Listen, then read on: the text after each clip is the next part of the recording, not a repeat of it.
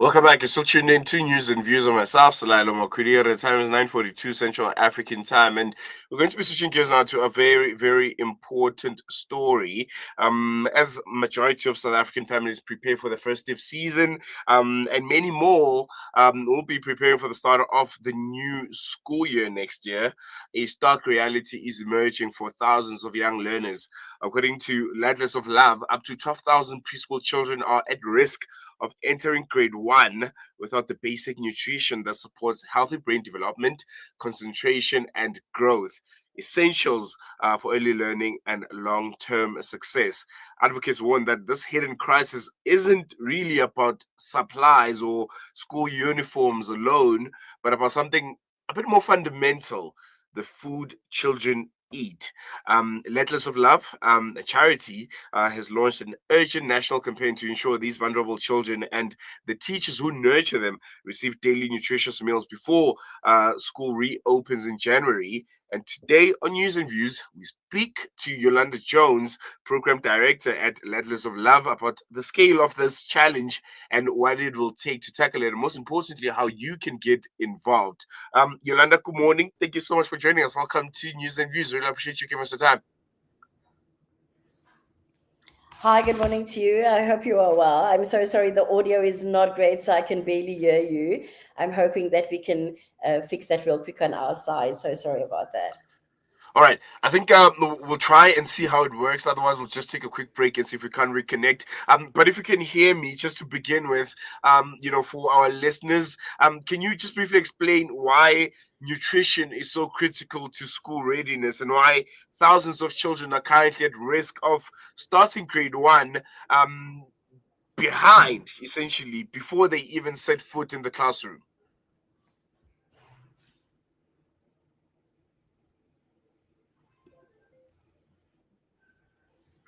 All right, we seem to be struggling a bit with sound with Yolanda. We're going to take a quick break, and then we'll see if we can reconnect with her.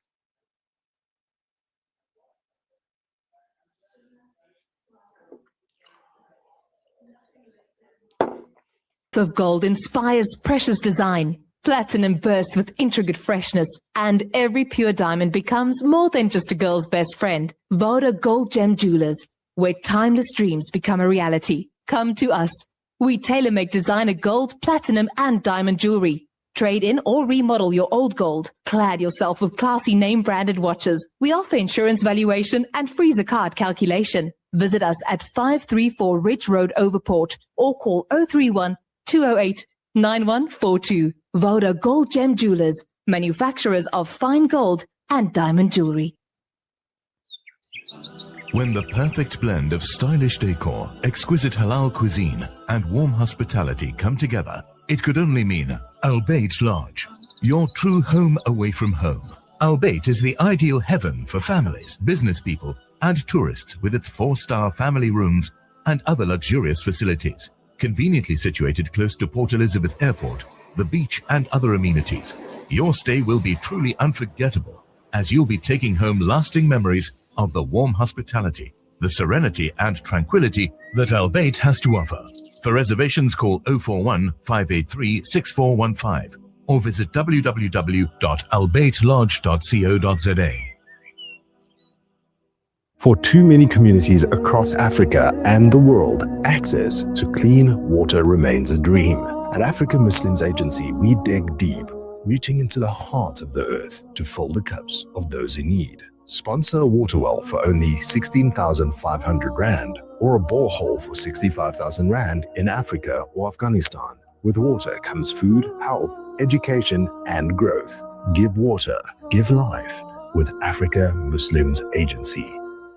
Searching for elite local and international investment and advisory services from an award-winning firm? Look no further than the Belmont Meyer Group, your gateway to unparalleled investment and wealth management. At Belmont Meyer, we believe in the art of wealth creation, a meticulous process fueled by our unwavering commitment to excellence. With a focus on providing elite alternative investments and quality advice, we also pride ourselves on maximizing value for our esteemed investors, as seen through our consistent outperformance. Your financial success is our top priority. Join us at Belmont Mayor and experience the difference firsthand. Ready to embark on a journey of greatness? Contact us today. Reach out to the Belmont Mayor Group on 078 786 1698. Call or WhatsApp or email us at info@belmontmayor.com. Elevate your financial future with Belmont Mayor, where every detail matters. Discover the Africa of your dreams and surround yourself with her spectacular beauty. Relax beneath her serene sunsets and explore wildlife at its natural best. It's where the pride of Africa comes together. The Kwantu Private Game Reserve. Get to know the Big Five or cruise on an elephant safari game drive. Interact with lion and tiger cubs and enjoy world-class halal cuisine while we pamper you during your 5-star stay. Indulge in the true African experience. For reservations, call now on 042-203-1400 or visit kwantu.co.za. The Kwantu Private Game Reserve, the place of gathering. Connect and stay ahead with Salam Media. This is Salam Media coming to you live from South Africa.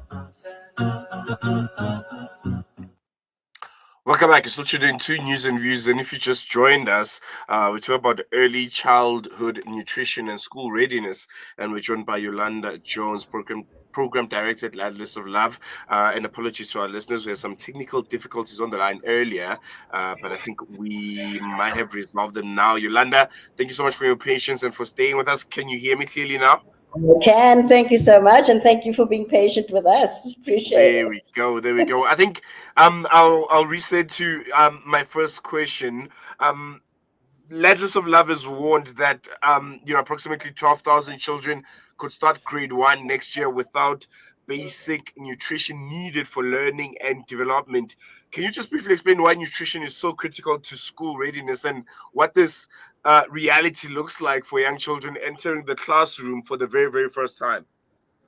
I think so many people put so much emphasis on getting their child school ready in terms of stationery packs and backpacks, and they must be able to identify letters of the alphabet and colors, etc. But I think one of the things that we have not been taught growing up is that nutrition plays a huge role in making sure that children are school ready.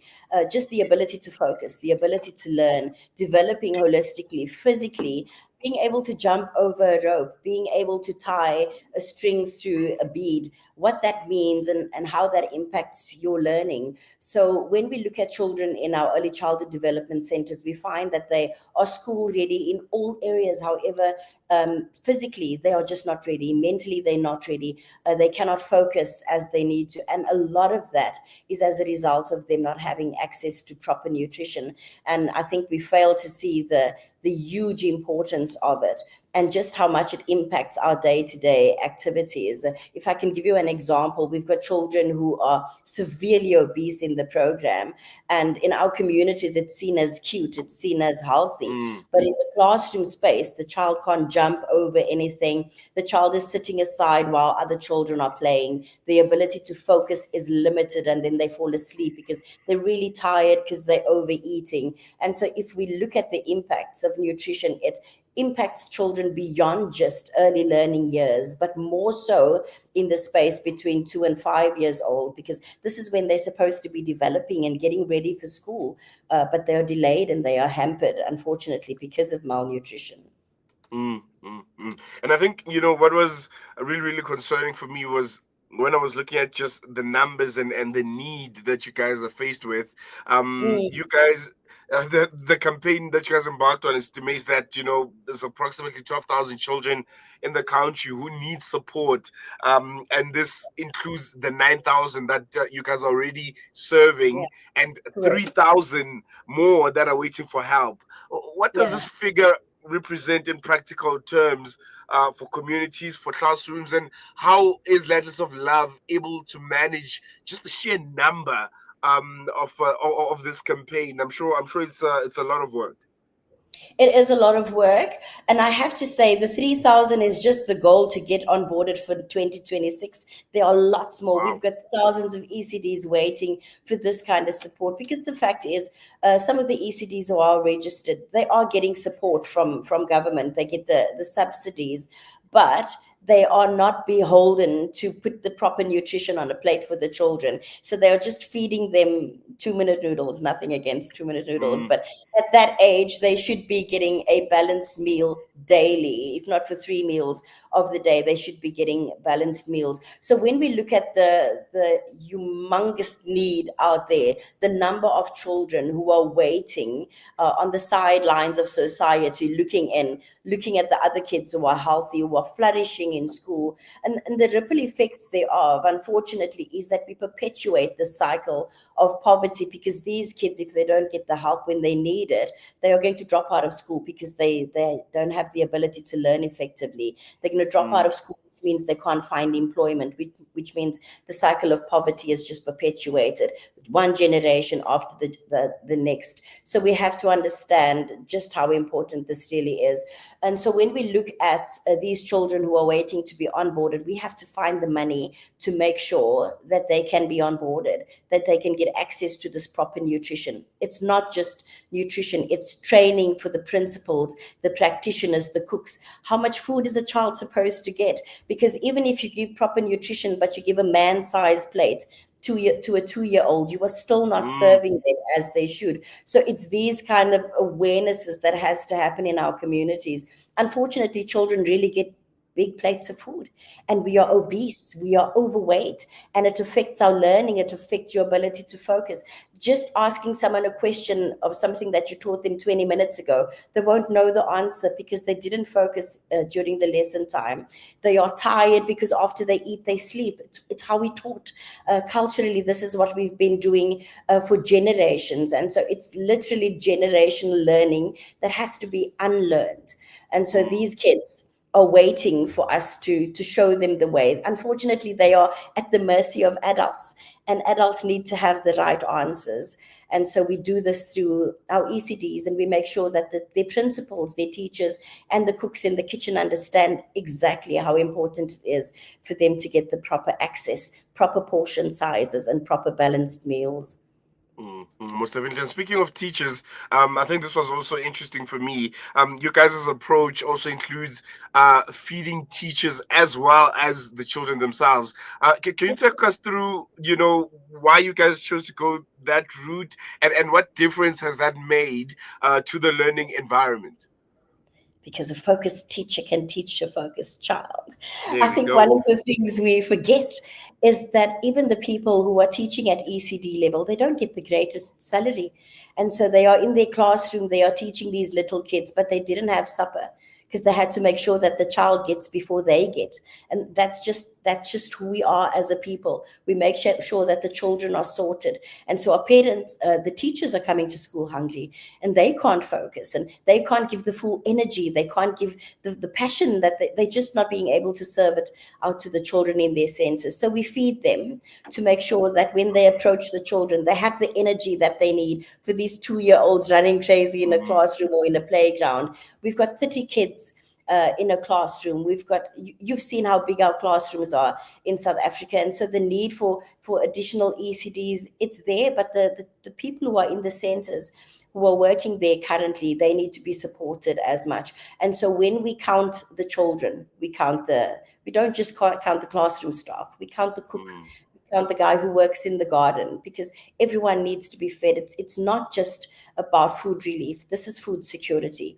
We want to make sure, and even the principals, this is why we do the workshops with them. How much are you charging? How are you costing? Are you getting a salary? Because the bulk of our principals were not getting a salary, which means the food that they get at the ECD really is for them as well, and for their families and for the neighbors in the community. We do give a bit extra. It costs us quite a bit. We do give extra because we understand that one of the children who comes to the ECD, this is going to be their only meal for the day. And so we get to take Aftini, home so that the parent or the gogo can have access to a nutritious meal as well. So this really is about making sure that our communities can eat. We start at ECD level, but there are families at home, there are communities, there are neighbors, the teachers, and so we make sure that everyone eats and everyone eats nutritional food. Most definitely, and I think that integrated kind of approach to things is a Yeah. really, really wonderful one. Finally, before I let you go, with 2026, fast approaching, that school year beginning in just a matter of weeks, why is it so urgent to secure funding now? And what happens if support isn't in place before the school year starts? What risks could you guys be facing if that's the case? Ah, it's important because on the 5th of January, a lot of our ECDs are opening. And so our warehouse opens and these centers are going to have to come and fetch the food. Those 3,000 children have been added.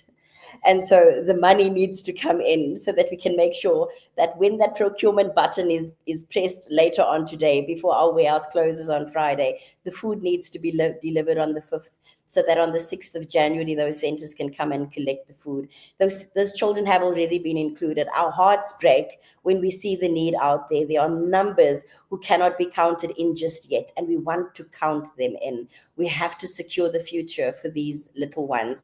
And so it's as simple as 300 Rand a month to secure 2 meals a day for a child. That's the campaign we are running. We want to make them school ready. We want to have them healthy. No more obesity, no more underweight children, no more stunted children who are too short for their age and not growing and struggling with being bullied at school. We don't want that.